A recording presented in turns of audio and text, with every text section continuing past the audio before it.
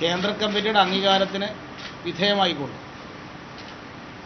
Party എത്തിച്ചേർന്നിട്ടുള്ള സ്ഥാനാർത്ഥി ഡിവൈഎഫ്ഐയുടെ ജില്ലാ പ്രസിഡന്റ് അഡ്വക്കേറ്റ് MV ഫൈസലാണ്.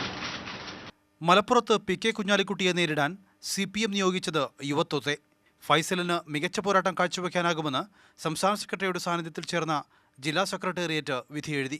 വലിയ ഉത്തരവാദിത്വബോധത്തോടു കൂടി തന്നെയാണ് ഈ പാർട്ടിയുടെ തീരുമാനത്തെ ഏറ്റെടുക്കുന്നത്. അതിലുപരി ആത്മവിശ്വാസത്തോടെ ഈ തെരഞ്ഞെടുപ്പിനെ നേരിടാൻ ഇടതുപക്ഷ ജനാധിപത്യ മുന്നണിയും സജ്ജമാണ്.